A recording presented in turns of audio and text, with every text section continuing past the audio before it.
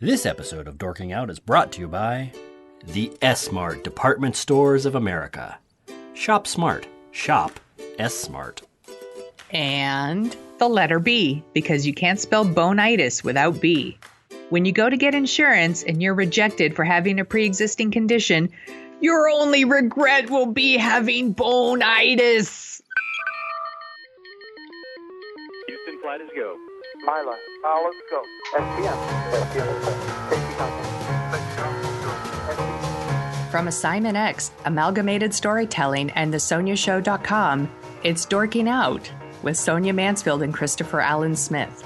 Welcome to episode 57 of Dorking Out, a podcast for people who like to dork out about stories and the stories and culture that we love. That means movies and TV, books and podcasts, and everywhere else we find stories that interest us. And when we do, we bring them right to you.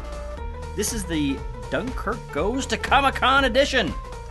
With me today is my co-host, professional writer, and author of The Sonia Show, which is a day-by-day review of the life of President Zachary Taylor, Sonia Mansfield. Pretty sure that's a lie. That's Hey exactly there. what it is. Hello. With me today is my co-host, Emmy Award-winning filmmaker, and supposed nerd author, Christopher Allen Smith. Ouch. Ow. That's going to leave a mark. In this week's episode, we review Christopher Nolan's new movie, Dunkirk.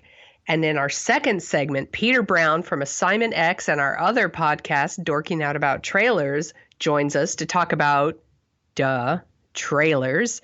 The trailers from Comic-Con, to be blah, blah, blah, to be more specific. I can speak. Peter sticks around for our final segment, in which we talk about Sunday night's episode of Game of Thrones. We have a really big show, so let's get started. Now, hold on, though. Before we get started, we do have a little bit of an announcement connected to that Game of Thrones review. Oh, yeah. Sorry. Yes. That is more than okay. We are tweaking the show a little bit. We're conducting a test of the Dorking Out broadcasting system. Where for the next couple weeks, probably months, we are going to be sometimes doing what we're dorking out about, but we thought it would be interesting to, instead of just revisiting certain shows every couple of months when they begin or when they end, to actually do episode by episode recaps and kind of mini reviews of shows, starting off with Game of Thrones that runs through the end of August. Then at the end of September, we are going to be hopefully creating a stable of the best Star Trek brains on the internet, not to pump it up too much, and talk about the best Star Trek brains on the internet and Sonia. Oh, ouch!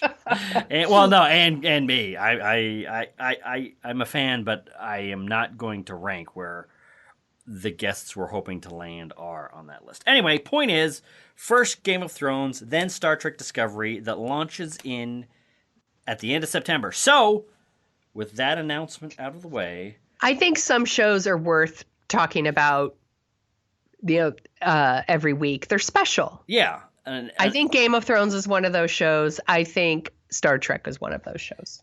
Yes, it could be. So we're going to do an experiment where we would love to know what you think. If you hate this, just you keep subscribed to the podcast. You don't necessarily have to listen. We could use the numbers. But if you love it, let us know. If you hate us, stay subscribed. Don't send us hate mail. But also, no, they should let us know. Let us know. Yeah, let us know. We always want to hear from you guys. Especially if you love us. Sonia wants to hear balanced criticism that will help her improve. I just want to be adored. And with that, on with the show.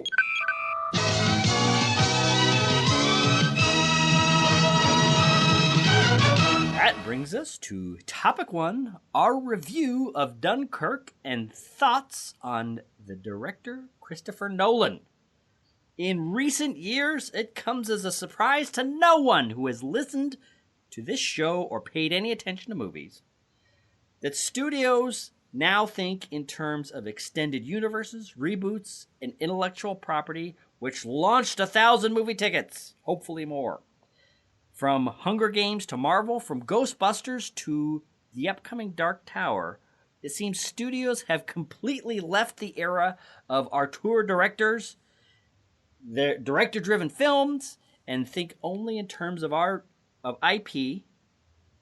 But one of the very few directors who still stands out as a brand unto himself, as the Spielbergs and the Tarantinos did in decades past, is Christopher Nolan. And yes, while he did his time in the comic book mines by making 3 of the greatest comic book movies ever made in the Dark Knight trilogy, he now is thought of as an artistic director in his own right. What are you laughing at? I did 3 of the greatest comic book movies ever. That's your opinion. Well, one is undeniable, and a lot of people like the other 2. I mean, what you compare Batman Begins to any comic book movie in the 90s. It might not be your favorite, but they're in the conversation. Point is, from Inception to Interstellar, from The Prestige to this week's Dunkirk, it seems he's one of the vanishingly few directors whose name alone can guarantee a big opening weekend. So his latest is Dunkirk, as I've said 7 times in this intro, a World War II story about the evacuation of the British and French armies at Dunkirk in one of the darkest moments of the war. What? I'm just saying Dunkirk. Sonia Mansfield. Yes. You saw Dunkirk in 70 millimeter, I believe, as Christopher Nolan intended you to see it. I did. What are your thoughts on this movie? I have been struggling with this movie since I saw it because I think it is so visually, I don't want to use the word impressive, like visually stunning. Like it looks great. Like the action is great. Like I love the craftsmanship of how he builds tension and dread and panic. Like all of that is so good. And I was never bored, but the story for me just wasn't cohesive, I guess. I had a hard time. This is going to be the big thing right here for me. I couldn't tell the soldiers apart. Yes. At all.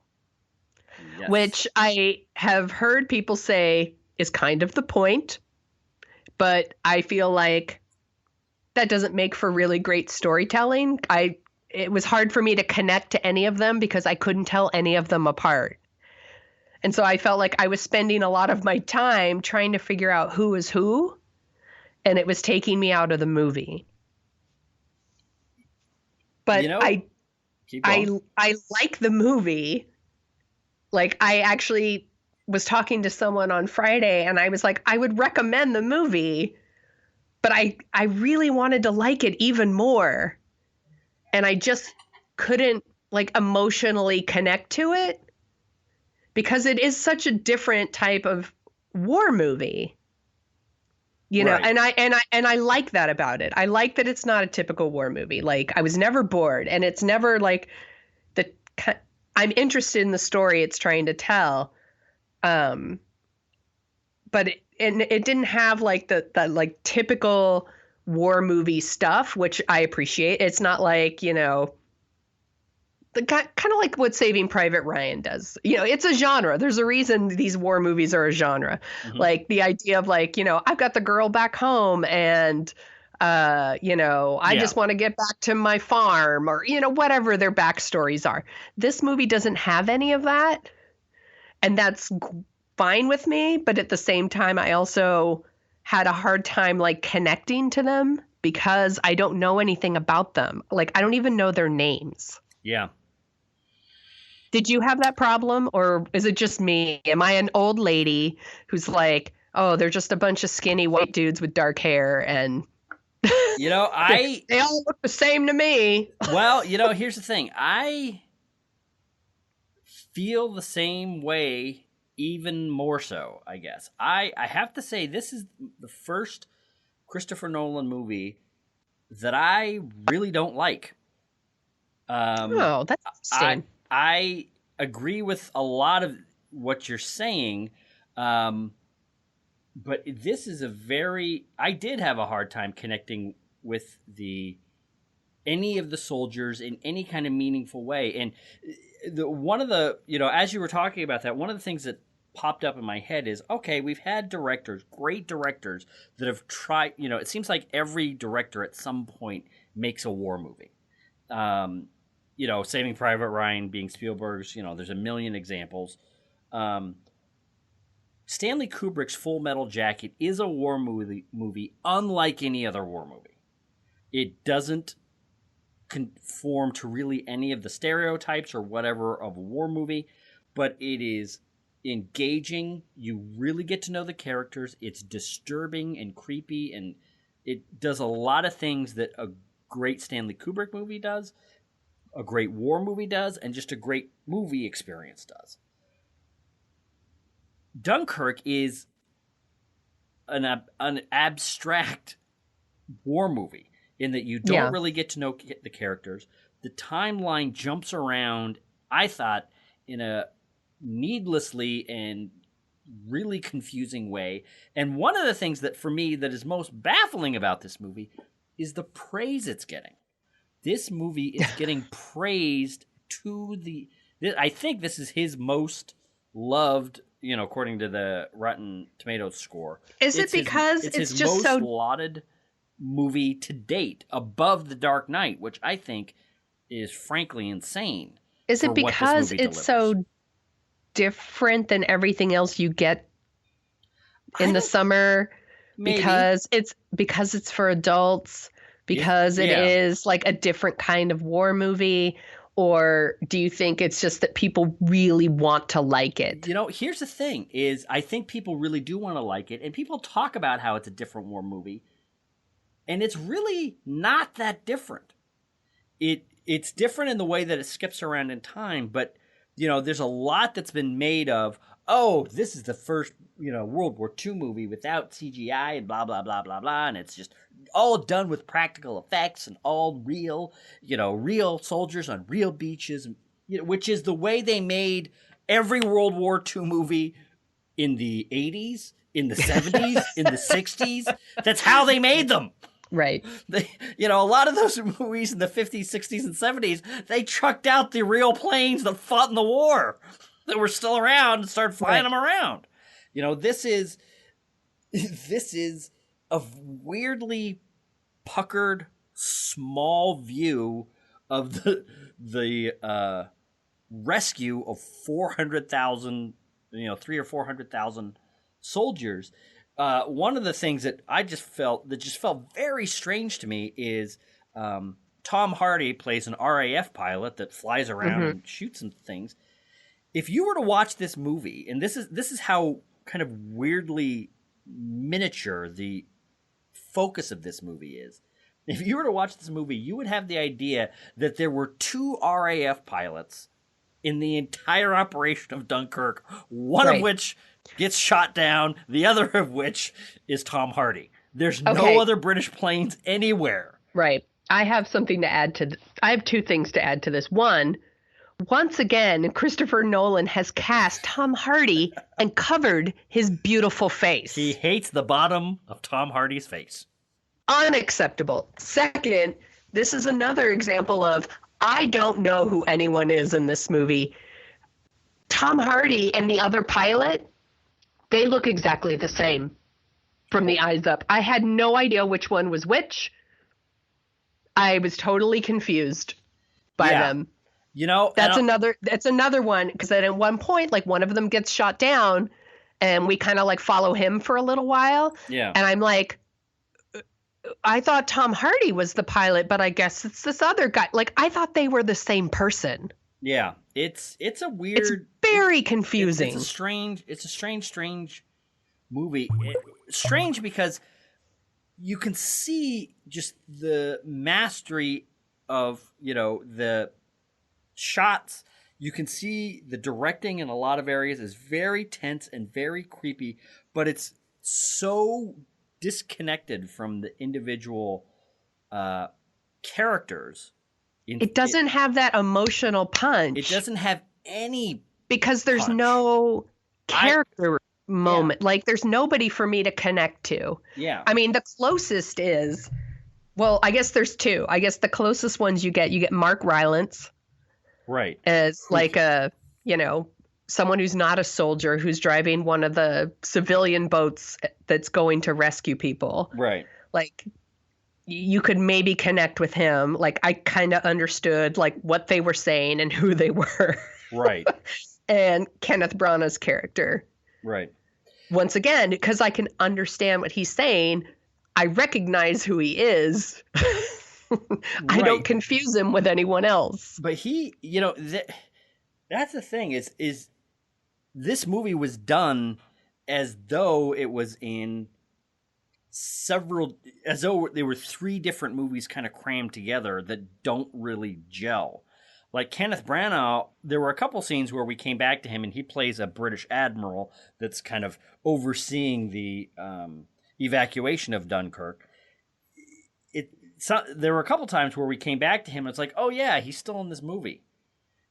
After we had seen Tom Hardy fly around and shoot a bunch of stuff, after we had seen some of the soldiers trying to hide in a boat as the tide comes in and it gets shot at by Germans and people are maybe drowning or it's a very tense scene.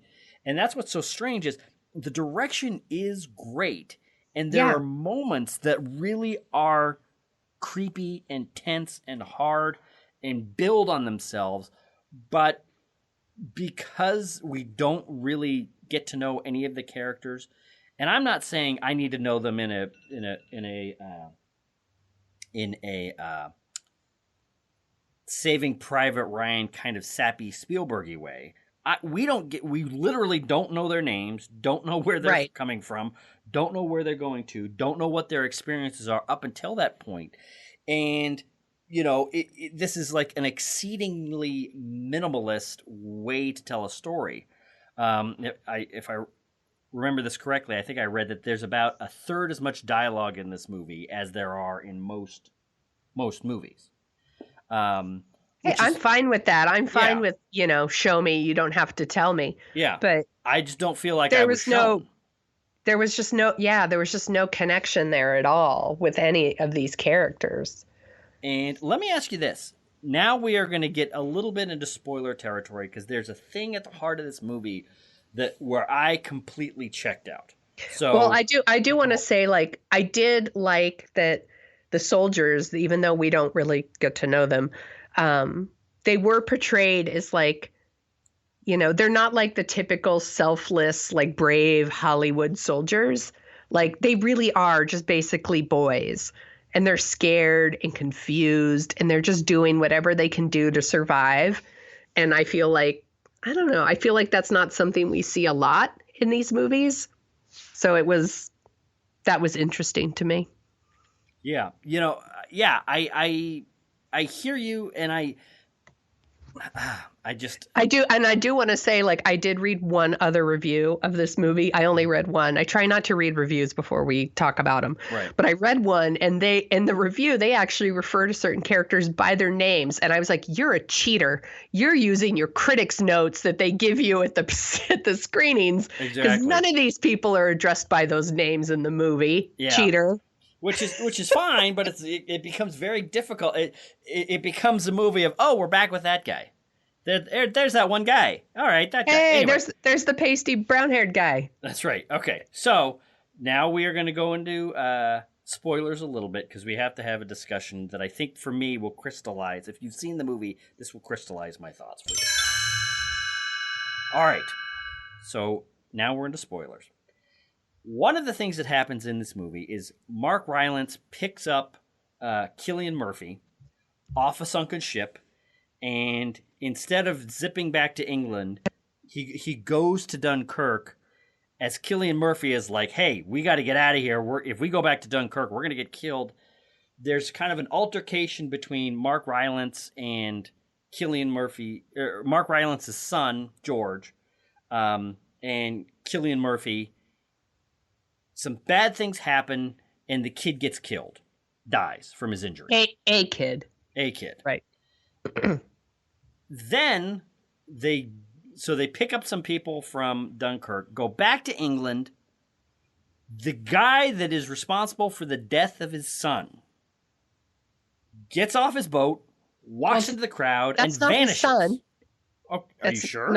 It's not his son. How do you know? Because he's not his son. Well, no, but he's like a friend of. He's like a friend, and you sure? Yes. Okay.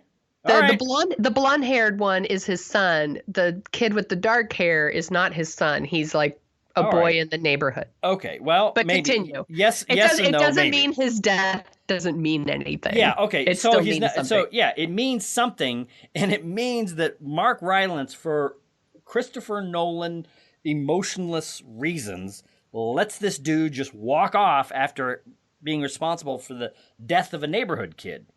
It reminds me of that scene in Interstellar, which I think I might have talked about this before, where Matthew McConaughey's character comes back from the black hole, and for various time-space reasons, he's meeting his daughter, Murphy, played by Ellen Bernstein, like 100 years later. And by this point, she's had a family. They've had grandkids. All the family and the grandkids are around her bed because she's near death. Her father walks in. Not one character in that movie, none of the grandkids, none of the great-grandkids, none of the spouses, none of the cousins, no one who sees this legend who is responsible for the saving of Earth, walks into this room, gets reunited with his daughter. Not one of them says one word to him. And then he just walks out. And nobody. I haven't seen the movie, so I have to take your word for it. And it's like, but humans don't act like that. Why is this? Why are these characters doing this? Yeah, because it's a movie. Well, no, real life, but yeah. No. You can't just. But I agree with you. But I agree with you. Yeah. It's like, yes, that's not how humans would behave. Yeah. It's weird. It's like.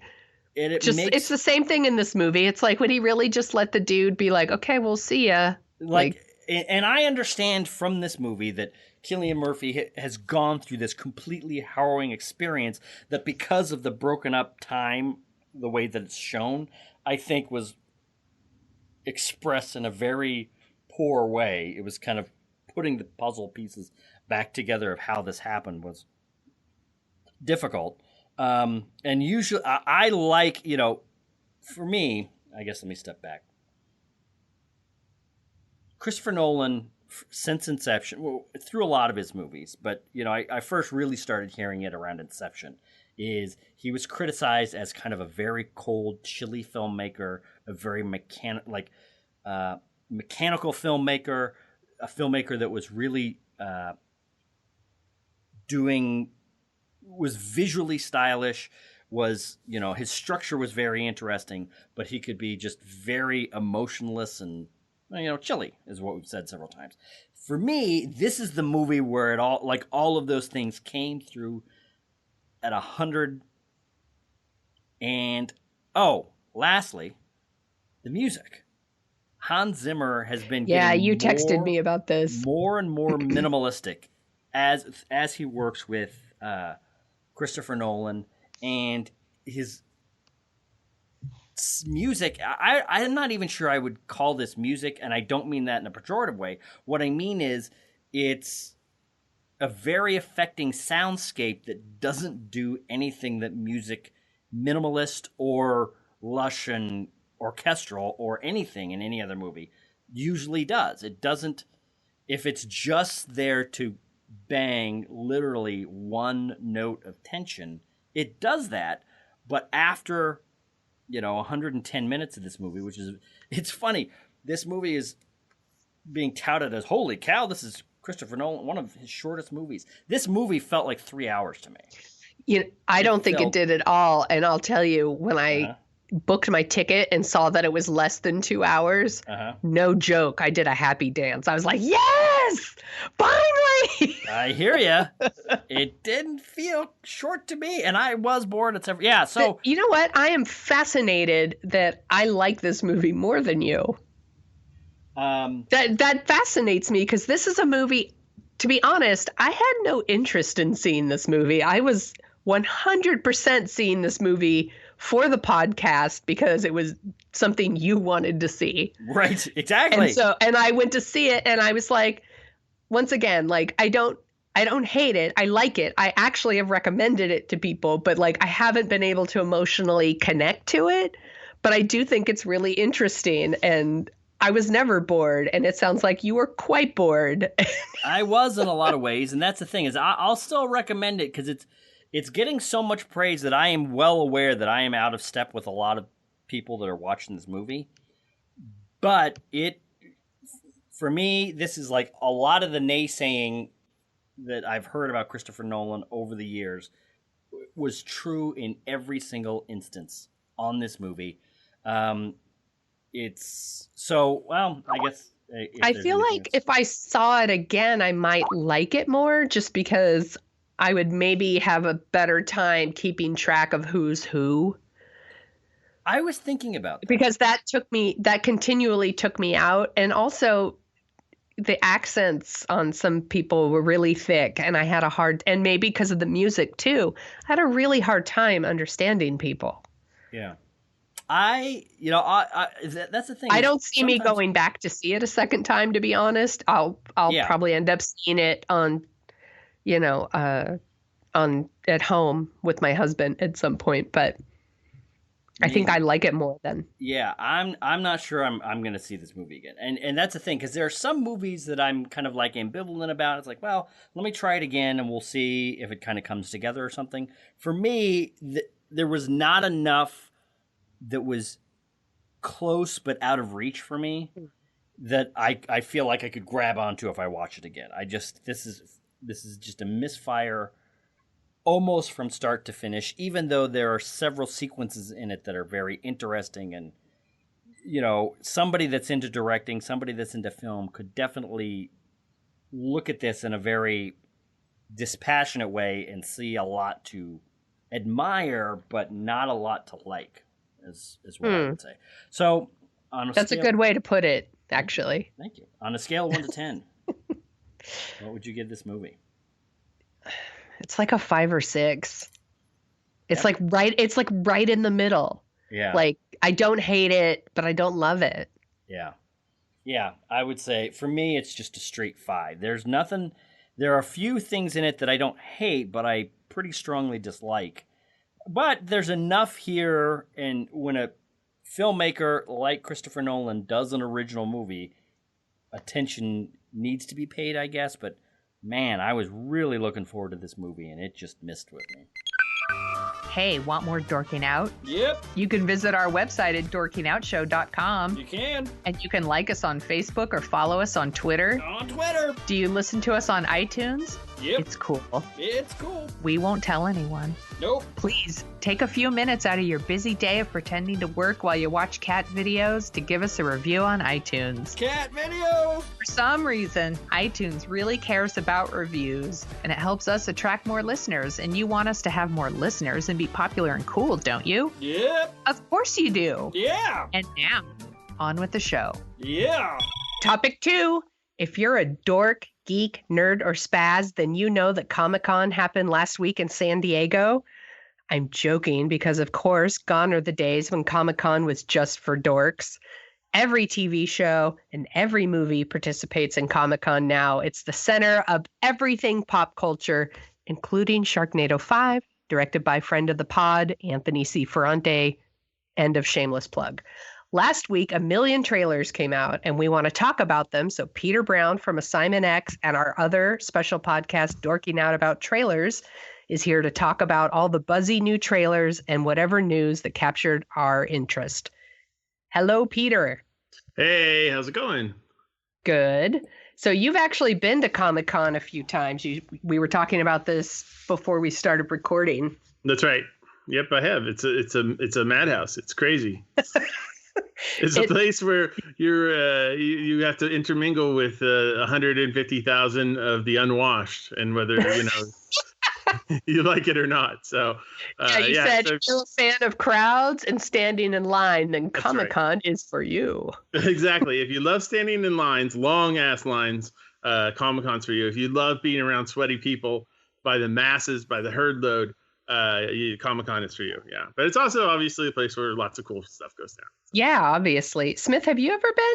I have. I actually went when I worked with Anthony back at Eon Magazine a bazillion years ago.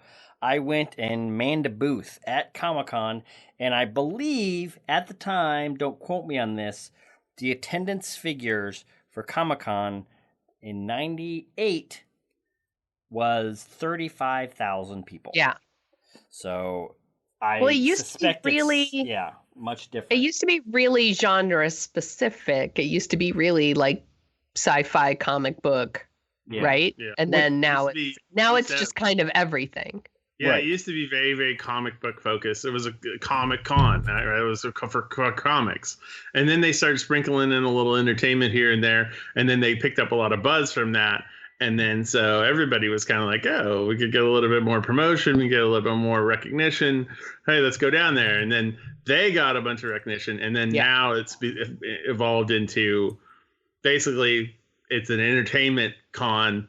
And there's a little bit of comics here and there. Right. Well, I just remember, I think like a couple of years ago, I was reading about Comic-Con and like Glee had a panel there. And I was like, what? Why is Glee at Comic-Con? That's when I knew. Right. It changed, man. And I think they did, correct me if I'm wrong, they did pull back from that. So it still is pretty genre heavy, but yeah. So yeah, looking over the list at this. Right. Yeah. I mean, you're not going to find like a CSI that goes down there or like a Law and Order or something like that. They don't go to the Comic-Con. Right. But like if it's even on the fringe of genre, then it'll be down there. I think like the Archie show, whatever the CW show. Right. Yeah, that was there. So if that's going to be there, then if you just are on the fringe, you can be there. But like kind of the procedural dramas don't go. Right. And so yeah, I mean, if we look at this list of just the big titles that put out trailers or teasers or whatever, we have Star Trek Discovery, which we will discuss, Westworld Season 2, Stranger Things Season 2, Justice League, Thor Ragnarok, so that's Marvel Season 3, The Defenders, Bright on Netflix, David Ayer's new Will Smith movie, and Ready Player One, Spielberg's new science fiction. So that, correct me if I'm wrong, I'm looking at this list, and I hear everything about, getting into Hall H, you got to wait for hours and this and that. So if you go to Hall H for Star Trek Discovery, you're probably not going to be at the Justice League panel or the Westworld panel or at the Defenders panel. So in a weird way, it seems like you can almost get a more enjoyable experience, because this is, I think, what we all experienced on Saturday when all these trailers were tumbling out onto the internet. You could almost have a better Comic-Con experience by not going to Comic-Con and just waiting and refreshing your news feed. And you get all the good stuff that people wait hours in line for, except for, of course, autographs. Right. Yeah, but if you're one of these people who must see everything first, like you want to be there. Yeah. So if you don't want to wait the extra day or the extra few hours that it takes to go on the internet, then obviously, then I guess that's the kind of the thrill, I guess, right? Right.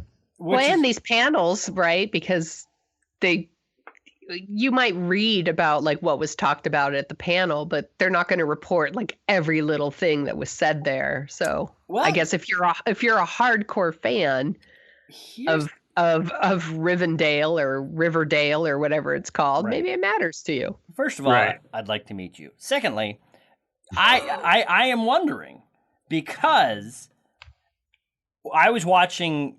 I knew that on Saturday at 2:30 the Star Trek Discovery panel was going, and I was eager for the new thing. And I was watching Twitter and refreshing on the hashtag Star Trek Discovery, and nearly every line that any actor mentioned came out in real time, and the preview was shown to the audience at 2:30, and by 3:15 it was on the web. And they had one of the actors did kind of a funny walk that I think the Lieutenant Saru or whatever did kind of a funny walk, and if you're watching Twitter, there must have been 20 different angles of that dude walking across the stage. Because there were so many people covering it on Twitter. So from the outside, it looks like you get everything boiled down, and you don't have to leave the comfort of your own home, which you would think would be very attractive to old school nerds like me who don't like to get out. But so, has anything jumped? Of all this stuff, has anything jumped out at you? Is anything interesting? In a way, this is almost like the Christmas of the geek year, where you get essentially we're looking forward to the next year of the cool nerdy stuff that's coming. Right. Yeah, I think the thing that really the Stranger Things trailer was really, really big for me, because we haven't seen anything from it yet, and I think that's kind of the first time we've actually seen kind of any real good footage from season 2. Star Trek Discovery has been all over the place, and we've seen a trailer from that, and photos and news and everything. But Stranger Things, we've heard a little sprinkling of news here and there, but we haven't really heard too much about what's going to happen. Justice League, same thing. We've heard a bunch of stuff there. We've had a couple of trailers already. Thor Ragnarok, same thing. So Stranger Things, I really liked it. I think it's very good. It's going to be interesting. I don't know exactly kind of the direction they're going, but it definitely looks fun. I liked Bright too. That actually looks really good. On Netflix, the Will Smith kind of Alien Nation reboot almost. I totally thought of Alien Nation when I was watching this. So that looks kind of very interesting. I guess that's just a movie though. It's not a series. So it definitely makes me want to see it though, for sure. What did you think, Sonia? Stranger Things was the one that really caught my attention and got me really excited. I was a big fan of the first season and the second season. That preview had me hooked from the beginning when they're playing Dragon's Lair. I was like, yes, that's so 84. That's right. I love it. And then I'm redonkulously excited now for Thor Ragnarok. It's so funny so I thought the first Thor was okay. Right. I haven't even seen the second Thor, but for some reason Thor Ragnarok is now becoming one of my most anticipated movies of the year. Just the look of it is it's just speaking to me. I'm I just can't wait to see it. It looks awesome. It's like superhero buddy comedy or something. Yeah, I love the stuff with Thor and Hulk. I love Kate Blanchett. I'm into it. What about you, Smith? Yeah, I really did enjoy Thor Ragnarok. I did enjoy and was interested in Star Trek Discovery, because one of the things that we talked about with Jeff Bond, I think it was last year after the first teaser trailer of Star Trek Discovery was at last year's Comic-Con. Right.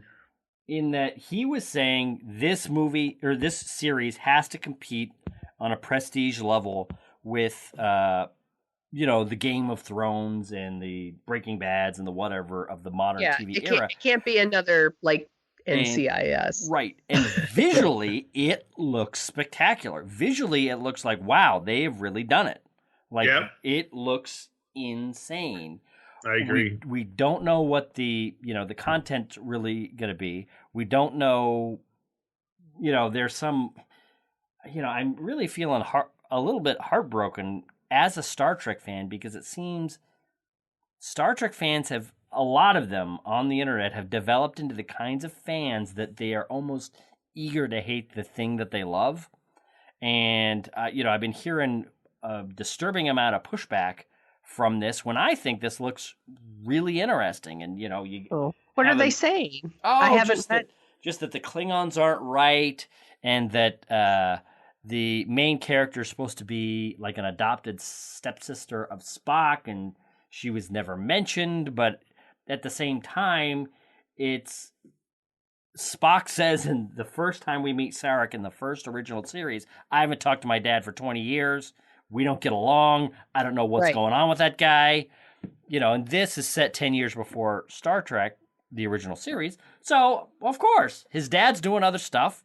His dad is already established as the kind of Vulcan that has an unusual relationship with humans. He's married a human when there's kind of a taboo on Vulcan for that. So that he might have some, you know, a mentee who's a human female does not strike me as bizarre. But, you know, and Alex Kurtzman, who was on the panel for Star Trek Discovery at San Diego Comic-Con, basically said, hey, yeah, we know this is not part of canon, but just be patient and watch the show and give us a chance. And when you have to talk to your own fans in terms of be patient, give us a chance, that's not a good place to be creatively. And I'm not going to fault the creators of Star Trek Discovery for that kind of brittleness. Star Trek fans are so used to being bullied that they can't wait to bully Star Trek. Well, they kind of, it's evolved into that, you know, with the love that the J.J. Abrams Star Trek movies have gotten from the box office and mainstream people, and the hate that they've gotten from Star Trek fans. Point being, at the main Star Trek convention in Las Vegas a couple of years ago, Star Trek Into Darkness was voted the worst Star Trek movie. Well, it is really bad, if you ask me. Okay, come on. When is the last time you saw Star Trek V?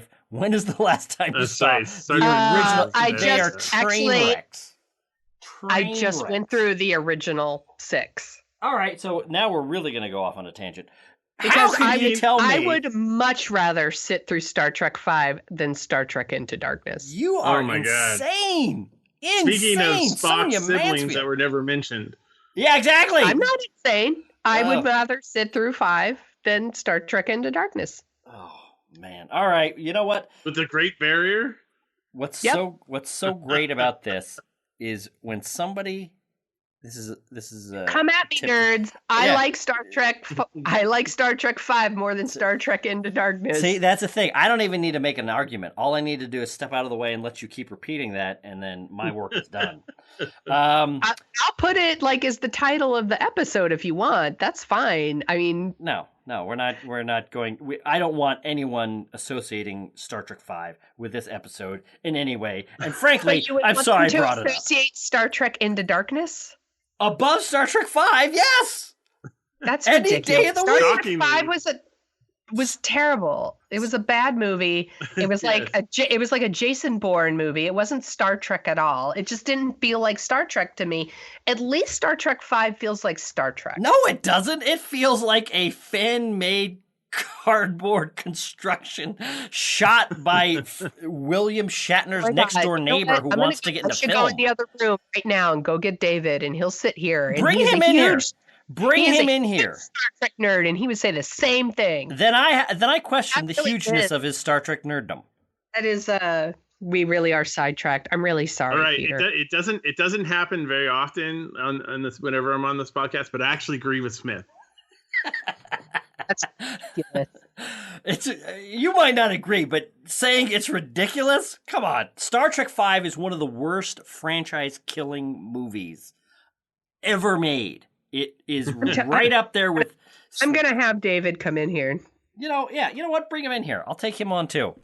All right. While we're waiting for David to come in here, you know what is not interesting me in any way whatsoever, and I'm kind of shocked by this? What's that? Marvel The Defenders. Oh, yeah, I disagree. I'm excited for that one. But you know what? Now you have to admit, though, I don't think you watched all of the series with each individual character, right? That's true. I did not watch. I do want to finish Jessica Jones. I do want to finish season 2 of Daredevil. I am not interested in Iron Fist. And did you watch not for any Luke Cage or no? I did watch Luke Cage, but the last half of Luke Cage was kind of a slog. So I'm not, I'm kind of checked out of that too. I really did. The last thing of these Marvel series that I really did like was Jessica Jones, and just because of the tidal wave of content, I haven't had a chance to finish it up. But I see that they're all coming together in this Avengers-like fashion, and this is something that was telegraphed, 3 years ago, and it is leaving me completely cold. All right. Okay. David is here. Hold on. Hi, David. Hey, David. Hey, David. Hi. Would you? I'm going to pose a question to you. Okay. And Now sit him down so he can hear us. Okay, he can hear you. I took my headphones off. All right. So Yeah, and yeah. David, would you rather sit through Star Trek V or Star Trek Into Darkness? Here's my text sound, by the way. No, that's good. That's proof. I appreciate that. Into Darkness or Star Trek V? Yes. Which one's 5 again? 5 is the William Shatner, The Great Barrier, directed by William Shatner, starring Cybok. Like if we were going to Spock's half brother. Now, which one would you watch? Oh boy, those are both bad. But 5. See? 5. Yes. Yeah. For the camp factor. For the you camp know what? factor. You know what, Sonia? I'm not sure what victory you're declaring here. I think you're just dragging your beloved husband down into the muck with you. I don't think this is.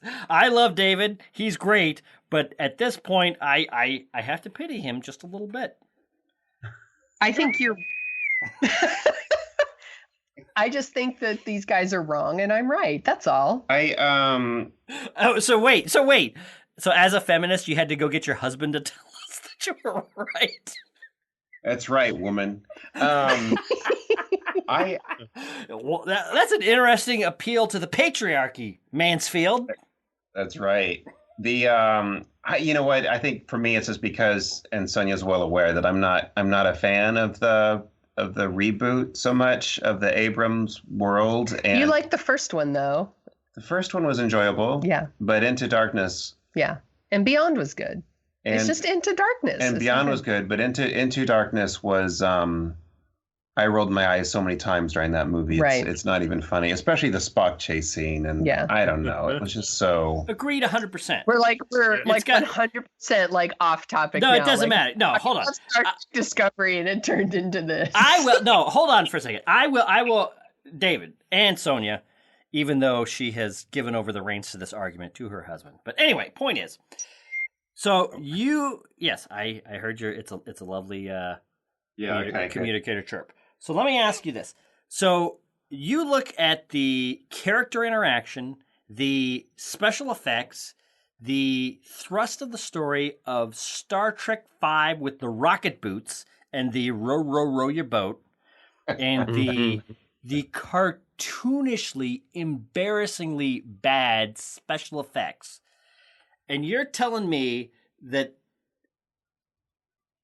Into Darkness, for all of its admitted faults, and I'm with you on these faults and rolling your eyes and what it does to the universe of Star Trek and the storytelling meaning of Khan and all that, that Star Trek Into 5 is that much further ahead in your enjoyment than Into Darkness. I understand the rolling of the eyes thing, but when you think about the blood-curdling cheapness of Star Trek V, the famous train wreck that movie was and is on the it's screen. not like the original show was rolling in the dough with its special effects either.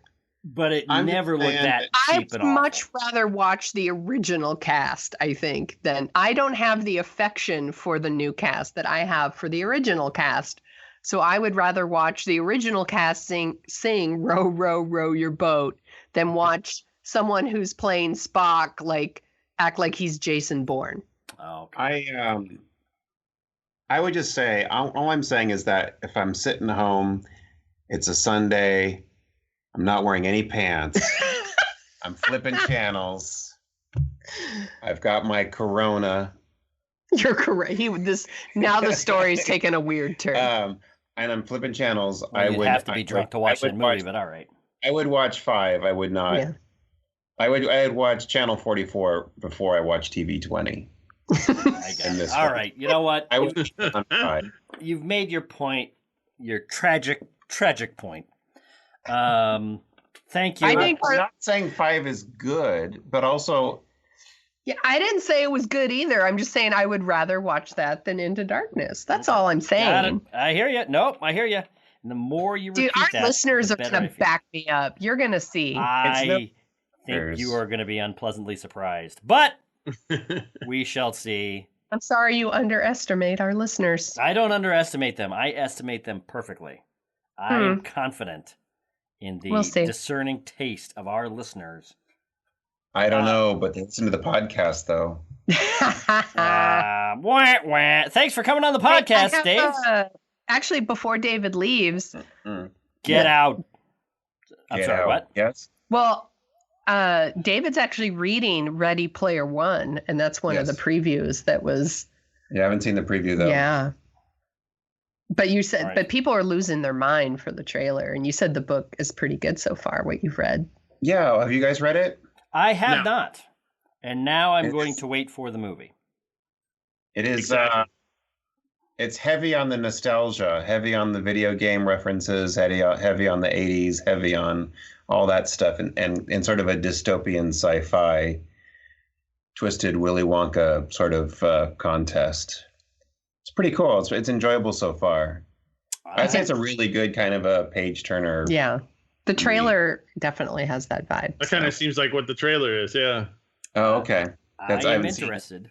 I was definitely very thrilled to see the Iron Giant in that trailer. That was the moment for me that leapt off the screen. Don't really know much about the movie. I'm interested in it. Anytime Spielberg does a science fiction movie, attention must be paid. But I know nearly nothing about it. Yeah, you know what? I didn't really like it that much, to be honest. I'm going to send David on his way now. Oh, okay. Thank you, David. I hope you're here. Go ahead. Sorry, Peter. Go ahead. I want to. I was just saying I didn't really like the trailer too much because it's just so CGI heavy, and it's another one of these movies where it's just going to be like an entire green screen movie, like with the what just came out, the Valerian movie or whatever, right? That just came out and it bombed at the box office, and it says that was another one that was just a complete green screen movie. I have no interest in these types of movies that are just completely green screen and just like this fantastic. I just can't tolerate them for some reason. And that one looked really terrible, the Valerian one, and this one looks like kind of that same kind of way to me. But I mean, I could be wrong. I know other people are liking it, but well, as someone who has seen Valerian, and you will have to wait until the next episode to get my thoughts on it. I suspect Spielberg has a better handle on what he's doing than Luc Besson had on Jupiter Ascending 2 Valerian. Yes. That's the other one I was trying to think of it. I couldn't come to it. But yeah, Jupiter Ascending definitely kind of has that feel to it. But I hope you're right. All right. I noticed that none of us have talked about the Westworld preview, Justice League preview. What's to say about Justice League? We've talked about it like multiple times. It continues to look better. I would say that Justice League. It continues to look like more of an enjoyable movie to me. So that's a good thing. One thing that I think is interesting more Wonder Woman, please. That's right. More Wonder Woman, please. One thing that I think is interesting is in the press release that Warner Brothers put out at Comic-Con, they called it a film by Zack Snyder and Joss Whedon. So it sounds with Joss Whedon supposedly redoing the script as they shot, taking over the directing in the wake of Mr. Snyder's awful, tragedy. And him having definitely much more influence than we were first led to believe. Right. I suspect this is this could be an interesting movie story, given that Joss Whedon, goes from the Avengers, which is essentially the Justice League of Marvel, over to Justice League to kind of retool or fix or whatever that movie supposedly. But we will see. Is there anything else that we would like to say now that we have devoted this Star Trek segment to a lot of trailers? Talking about Star Trek segment. I'm sorry it went that way. That's okay. As far as Westworld goes, that trailer, I had a lot of mixed feelings about the first season of Westworld. And then I think we talked about it actually when when the finale came out. And I had hoped that it was going to be kind of a different show that it actually ended up being in season 1. And but I still liked it. So that was kind of weird. That's why I have mixed feelings about it. I still kind of liked it, but I wanted it to be a different show. And so this is an interesting trailer. It looks like everything's gone to hell, which I guess you would expect given the finale. So I don't really know what kind of direction they're going to take with it, but it doesn't look like anything's kind of working too much in Westworld. So at least of what we were shown. So I don't know. Right. Like, I'm wondering, is the new season going to be kind of like what the movie was? Right? Because the movie is the robots have taken over the park. I think it might be, but I would find it interesting after the season finale if the owners of Westworld had a big crop of tourists flood in again only to get murdered. But I don't know. We'll see. It's an interesting... I was surprised at how unenthusiastic I was, given how much I did like but not love the season 1. Like I liked the end. I liked where it was going. I liked the story of the robot uprising. And then when I watched this, it was like, oh yeah, Westworld, that's a thing. I guess we'll see. That's kind of the same reaction I had, where I was like, oh yeah, like, and then I was kind of like, I don't know if I want to watch that one. Like, maybe I'll just watch the first one and see if it's going to make the cut. I'm not 100% it's going to make the cut for me, to be honest. Yeah, I agree. So we will see. But on that note, on to Dorking Out. Star Trek Forever! What was that? I'm sorry. Nothing. Star Trek. Nothing. What did you say? Nothing. Interesting. All right. Well, I'll have to cut it out since what she said was obviously unintelligible. Now, on to Dorking Out About Game of Thrones. So that brings us to our newest segment, Dorking Out About Game of Thrones. This is part of our experiment, which I think will go rather well and I'm excited about, to pick one, big show that we're really loving while we're watching it and break down and review or give our thoughts on. I say. I don't know how much breaking down we're going to be doing. On that episode, week after week after week. This week is Game of Thrones Season 7, Episode 2 from Wikipedia. This is the shortest synopsis I could find on Episode 2. At Dragonstone, the Queen's Council starts planning the invasion of Westeros. Daenerys sends the Dornishmen along with the Greyjoy fleet to Sunspear, the Unsullied to Castle Rock, and decides not to move on King's Landing yet, intending to install a siege instead.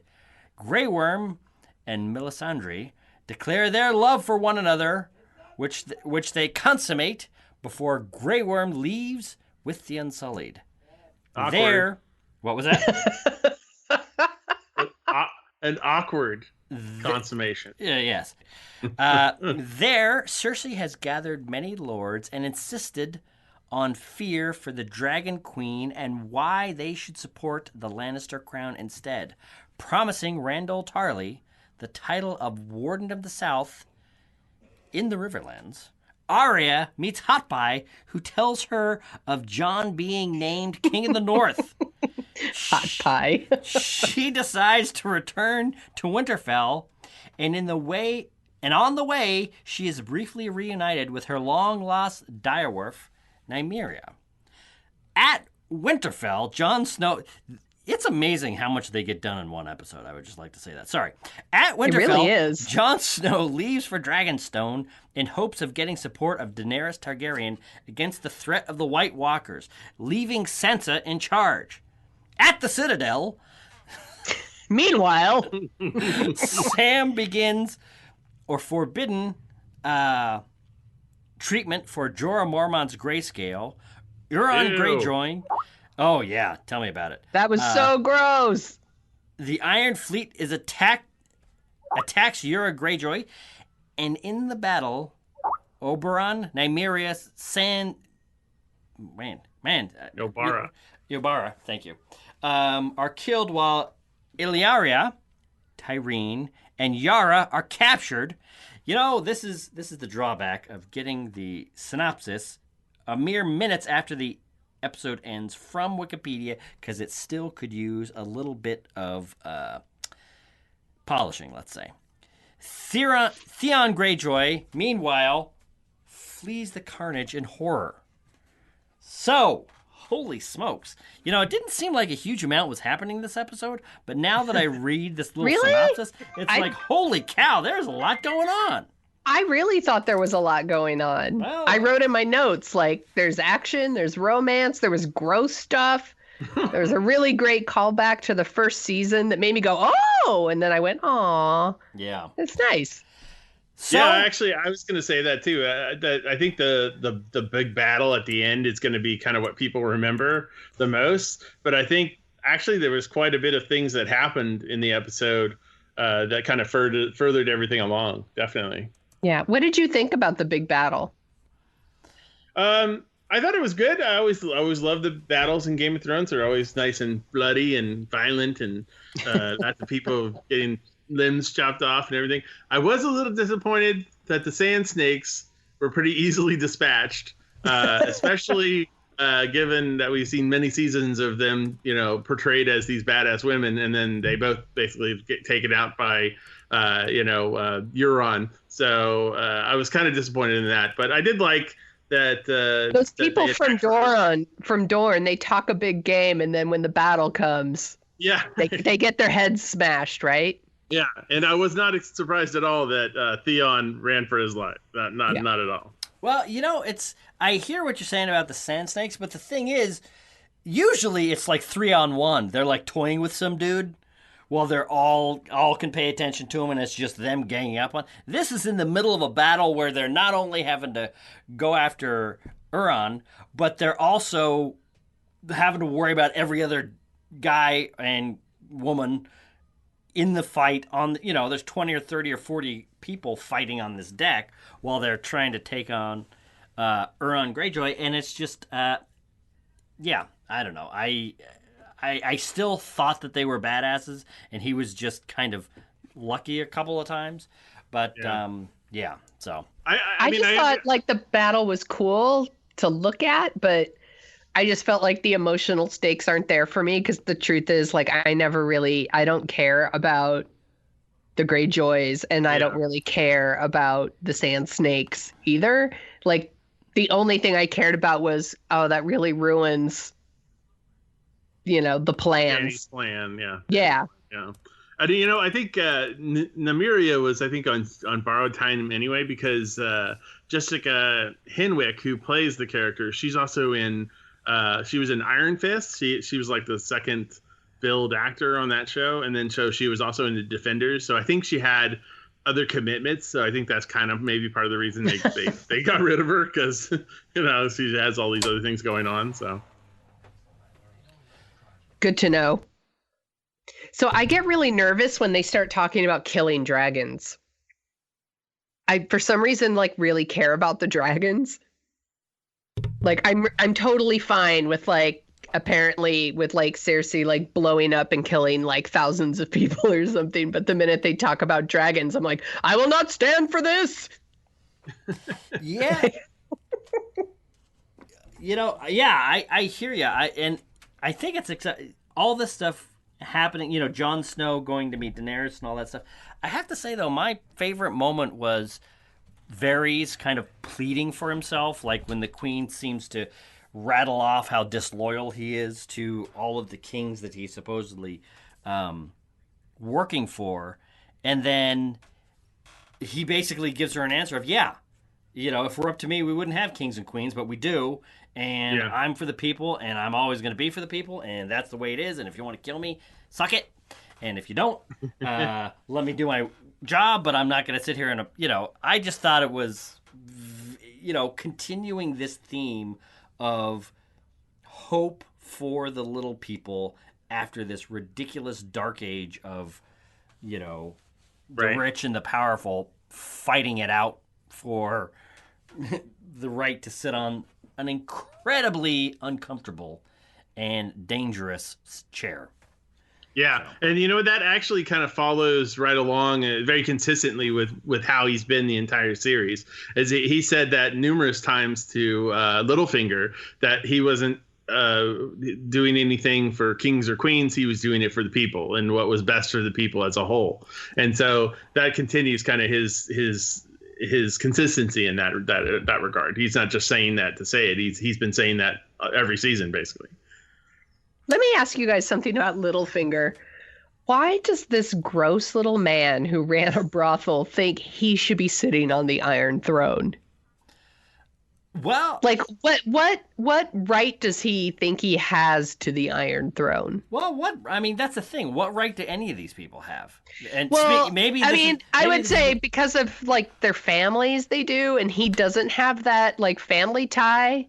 That's the throne. That's a remarkably royalist way to look at power in the world. Hey, I'm not a fan of any of them, to be honest. I like Danny, I guess, but the rest can whatever. But like. Right.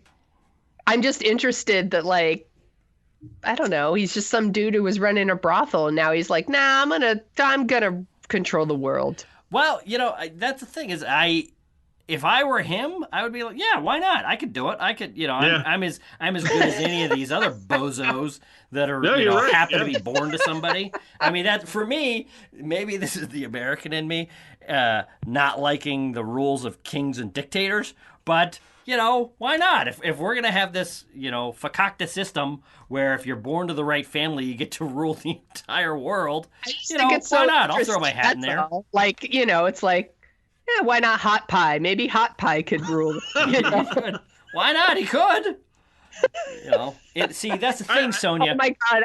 Please let hot pie, like, try to go for the Iron Throne.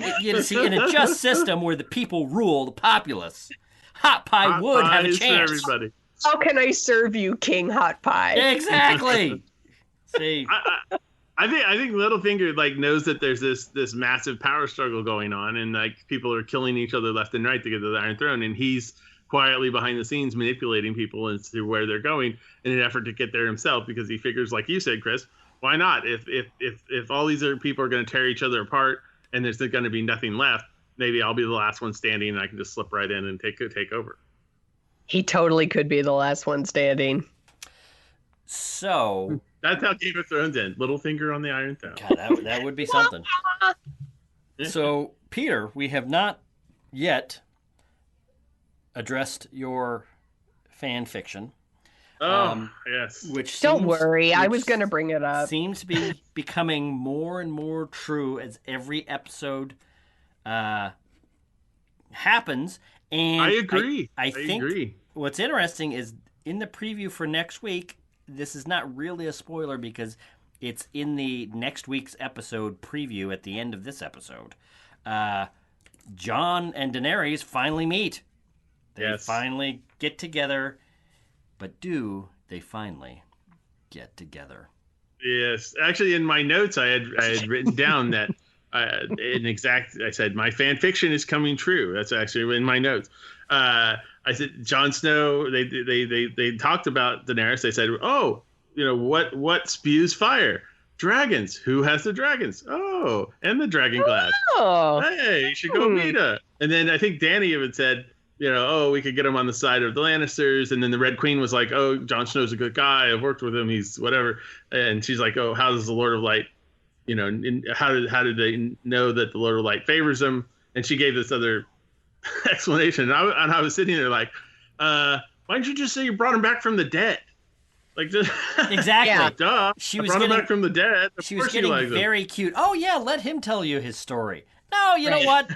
I think you could let that drop. And then when the guy walks in with these huge knife wounds or knife scars, your bragging is proven.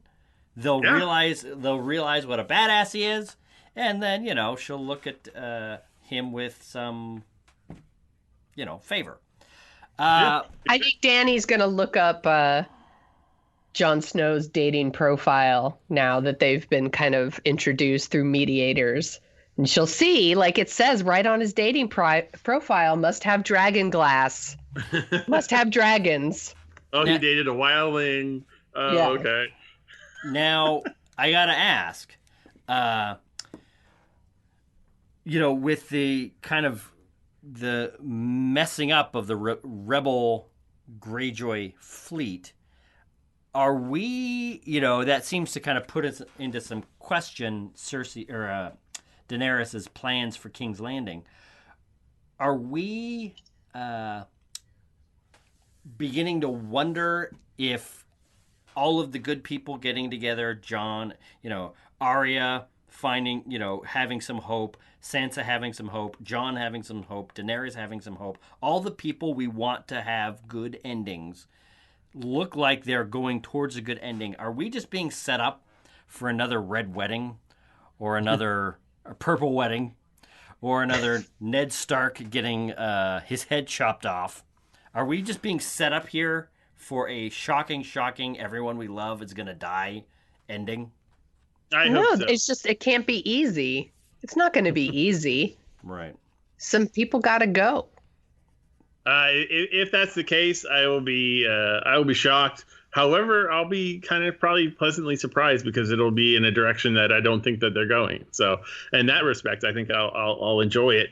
However, I would be shocked if that actually kind of does come true because it definitely seems like it's coming to a point where they're going to have a victory coming up pretty soon. Right.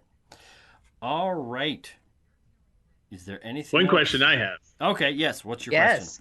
Why is there continuing to be Samwell with all the gross scenes? What's that about? That's a They're great... just like, It was so gross.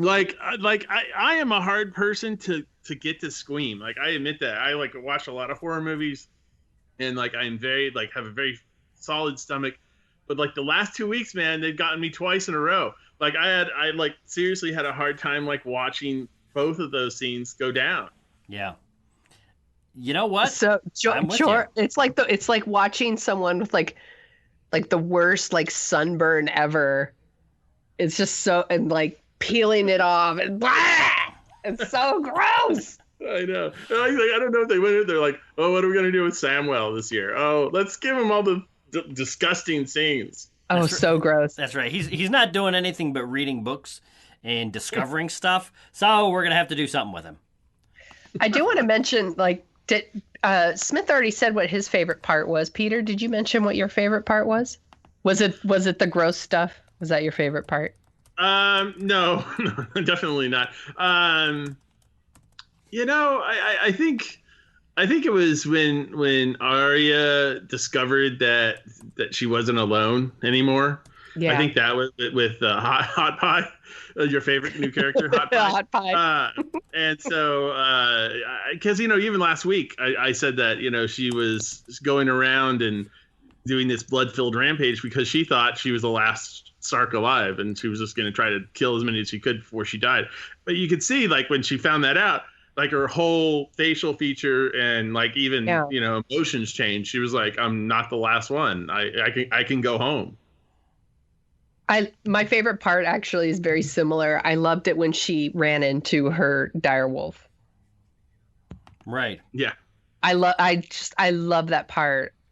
Yeah. Like, it just made me like, I was just like, oh, like it was just such a nice callback to the first season. Yeah. And so my other question is, like, when Grey Worm and the other lady were getting it on, like, was anybody else kind of like, how are they gonna kind of do that? You know, Well, one peg into this, you know, what? No, I don't know if they're gonna, do it that way. They might do it a different way. Yeah. I mean, I know there are other things that can happen, but I just had that thought as it was going on. I was like, this package full of nothing, They talked about this before, about how some of the Unsullied were going to the brothels, and she's like, why? Why are they going to the brothels when they can't even do anything? And it's like they didn't go there for sex, really, but they go there for, like, the closeness. Like, kind of like everything but. Right. So yeah. I assume that's what was happening there. Yeah. Gotcha. All right. So that is our review of Season 7, Episode 2 of Game of Thrones. Next week, actually, this is a little bit of an announcement that we need to make. Now that we've gotten this started, we're going to stop it for a week. I'm going to be out of town, so we are going to have to kind of do an early recording of Dorking Out this week. And then we will be back in 2 weeks with Peter to talk about next week's episode and the episodes 3 and episodes 4 of Game of Thrones. But next week, to tease you a little bit, keying off a relatively widely circulated story in the New York Times from a couple weeks ago, Sonia and I are going to give our favorite 10 movies of the 2000s from January 1st, this is year really 2000, hard. Until now, we're giving our 10 favorite movies, the 10 best movies, according to us, of the 2000s. So This is a tough one, too. I've been working on it for a while. it is. I thought it would be very tough, but for me, it's turned out to be very interesting and very revealing for what movies have become Smith, in my you life. realize you can only put Jupiter Ascending for one slot, right? You know that, right? You watch me. I think I And have demonstrated. Sonia's definitely got King Arthur on her list, right? That would be so great. Oh, you know what we should do? Well, not really. This would be just painful. We should go do the worst 10 movies. Oh my gosh, that one would be hard. It would be Rob Schneider for As Far as the Eye Could See. But Probably. anyway, so Peter, thank you for joining us. We will see you No in problem. 2 weeks. Yes. So we will have plenty to talk about. Sonia Mansfield, Yes. is there anything that you would like to say before we say goodbye? I'll just say goodbye. Bye!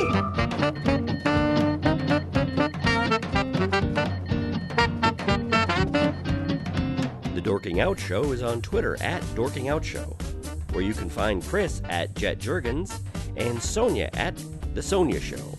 You can read about Sonia's random adventures at thesoniashow.com and track the slow and creeping progress of Chris's novel and his other hijinks at jetjurgens.com. You can find out more about The Dorking Out Show at dorkingoutshow.com. While you're over there, you can support us by giving us a review on iTunes. We have a handy-dandy iTunes link to whisk you right back to 2007, where you can leave your review and 5-star rating in iTunes. We'd do it for your podcast. Want to dork out even more? Well, you can sign up for our newsletter, where you'll get all the headlines we use as fuel for the show. That's it for this week. Thanks for listening.